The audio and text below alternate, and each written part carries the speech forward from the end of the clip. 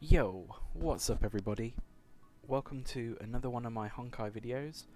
Today we're going to be going over 5 kind of tips that are really for kind of something to consider once you've understood the game a little bit more, when you're a little bit more comfortable with its mechanics, and once you've done a little bit more of the story and you're just you kind of know what things are and everything like that, but you might not have it quite optimized yet. And I'm going to be going over 5 things that I think really are important to get on top of as early as you can, just to get the most out of your account without you having to spend money on it. Because these games, it's easy to do, but it's so avoidable if you just play it, a little bit smart, and that's what we're going to go over today. So what do you do every day when you log on? And this is all you have to do if you log on. If you do the bare minimum, this is all that you should be thinking about. So if we go to our interterrestrial guide, first things first, we have daily training. This is obvious to everybody, but I need to tell you, this is super important. Not just for the fact that every day when you do it you can get 60 primo gems by completing all of these, but what's actually really important is that you get experience for your Trailblazer level. This gets to a point where, for instance myself, I've done every single mission I can. This is just a daily mission which doesn't even give me XP. There's not really any point in me doing it. I've done everything that would give me experience pretty much in the game. And at that point, I'm actually waiting each day to do my dailies just to get some experience to be able to go up to the next Trailblazer level. So it's super important for that reason alone that you get on top of doing the daily trainings every single day. Another thing to do is obviously spend your Trailblaze power, which is this currency just at the top. Oh, I've lost it. Just here. This is obviously something that regenerates over time, throughout your day. Once you've spent it all, it will slowly come back. This is super important to do each day. Again, it kind of goes a little bit back to the daily training. When you use this Trailblaze power, not only do you get things from doing it, but you also get experience from doing it. So by not doing it, you're losing out on your levels, and it just, like I was saying, it gets to the point in the game where you don't have any more story to complete yet, because it's going to come out in the next update and stuff like that. So you're actually waiting for these things to happen. So getting on top of them, as you can see, if you look at the simulated universe, for instance, from spending 40 rather, sorry, you get 200 experience for that. I know that doesn't sound like a lot, but when it gets to the point where I'm at, it's scraping the barrel and I want every little bit that I can get. The only other thing really that I would suggest that you do every day is your assignments. Super easy. What I've been doing is I've been getting a person doing every single one of these, the experience books, the experience for light cones, and money. I think all of this is stuff that you're going to need eventually, a lot of, and then I'll just bounce between different ones on this screen here. I would never ever spend somebody going out to get the synthesis materials. There's just no point. You barely ever use it, and if you know what you're doing enough, there's no reason for you to use it. And that's pretty much everything that you need to do in one day on Honkai, and if you're going to do anything, that's all you should be doing. Okay, the next thing I want to talk about is warps. Where's the best thing to spend your warps? As you can see, I've saved up 120 special passes, just because I've not spent any of my Trailblaze, any of my Stellar Jade. This account is absolutely cracked. My friend rolled it for me and was gracious enough to give it me, and it's insane. We got Welt and Sealer early on it, so I'm very, very lucky. Let me just show you guys. Look at this. Welt in the first pull. 4 pulls later we get Sele. Like, I mean, come on. It's crazy. And it's just as good on this banner, I won't lie to you guys. What I'm trying to say though is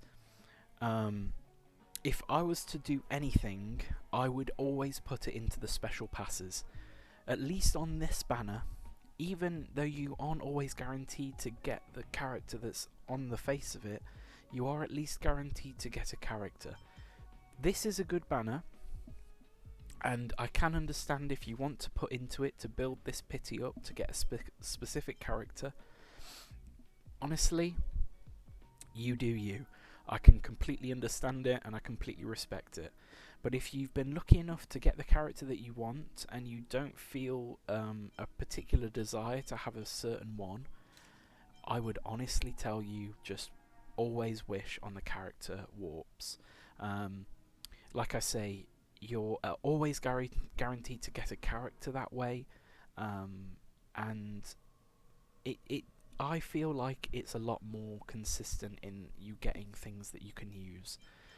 There's nothing more dissatisfying than hitting that, 75 soft pity, maybe even going up to as much as 80, 85 pulls on the standard banner and not even getting a character for it. You get a weapon. Sure, it's nice if it's a weapon, or a light cone that you can use, but if you can't, it feels pretty bad. So I would always suggest go for the character event warp. It's a safer play and one that I would always recommend for people to do. So my next one is what to spend your Trailblaze power on. As you can see, I've gotten up to Trailblaze level 41. Now, that is a very important thing to recognise. If we now go, where am I heading? Into Terrestrial Guide. So here, the Survival Index. This holds everything that you can spend your Trailblaze power on. As you go up the levels, you get more from doing these things. So I would recommend, really, when it comes to anywhere between level 1 and level 30, don't ever spend your Trailblaze power on these relics, which is the ones that give you relics. The Caverns of Corrosion. There's absolutely... I mean, if you want to do a couple and get a set piece just to make things a little bit easier for you, you know what? That's fair enough. And I'm not gonna lie, I did it a bit too.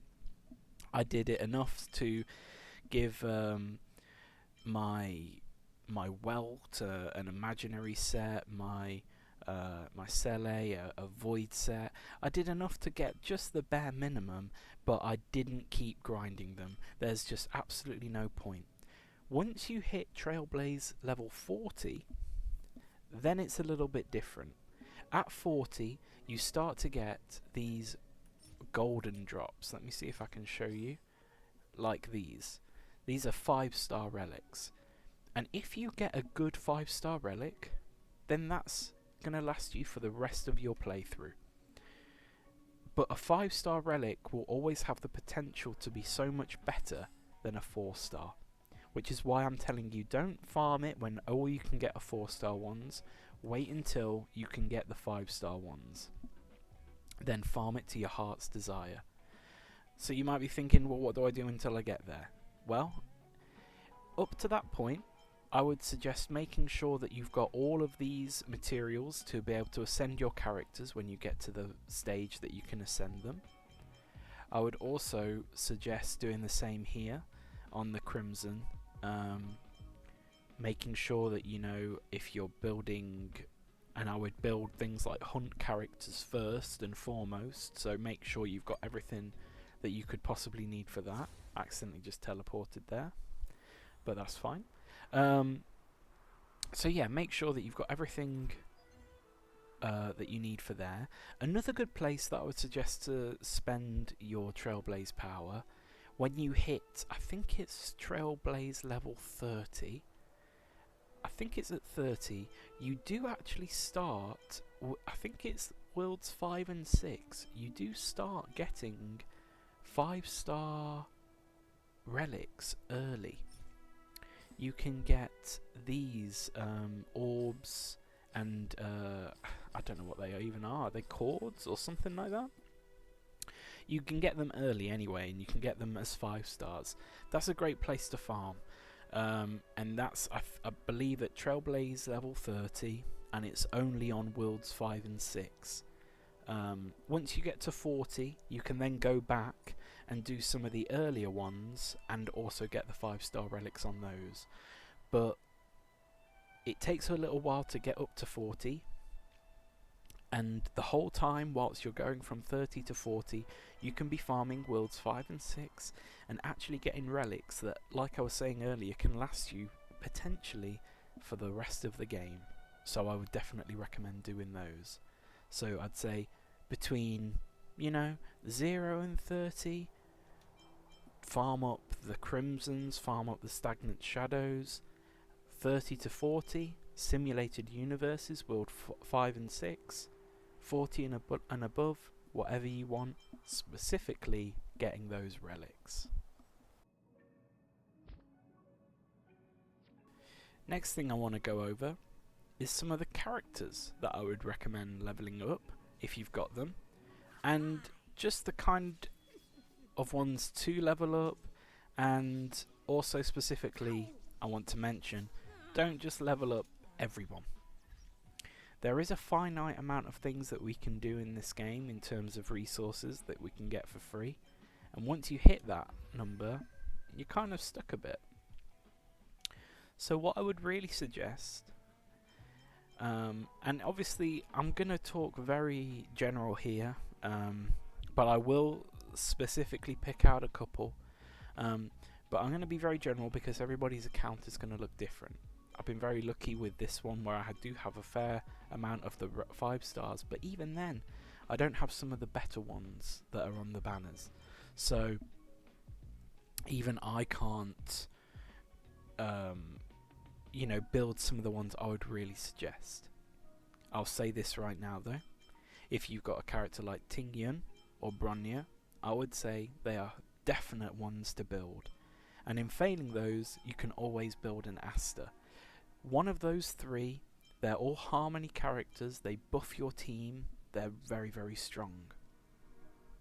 Another character, and I'll just mention this, if you have got both or all 3 of them, I would maybe think about which one to build. I would probably say Bronya first, Ting Yun second, Asta last. Other good characters that I think are essential to build are hunt characters, or at least some peeps that can really pump out some damage.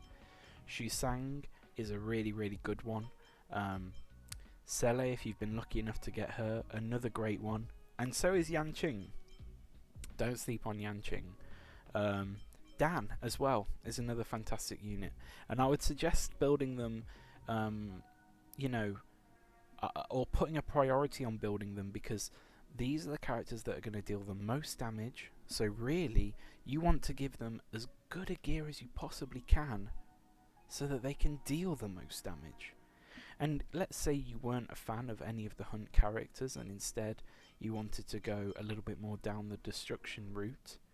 No matter what you're doing, if you're considering them your main DPS, you need to think about, okay, well, I need to really give them the ability to do as much damage as they possibly can, because at least that way you're getting the most value out of them. Essential characters I think everybody needs to look at building are characters like Natasha and characters like March 7th. And I'm going to say this, I think both of them are must builds, to be brutally honest with you. Natasha is an absolute build. She's the only healer that people have in the game other than Bailu, and not everybody's going to have her. And even then I hear people make arguments that Natasha's even just as good a pick as Bailu anyway. And you know, you might think, but I don't really want a healer. And that's fair enough, but it only makes life so much easier. You will find that some fights are marathons as opposed to sprints, and just being able to last that fight longer by being able to heal is really, really, really important.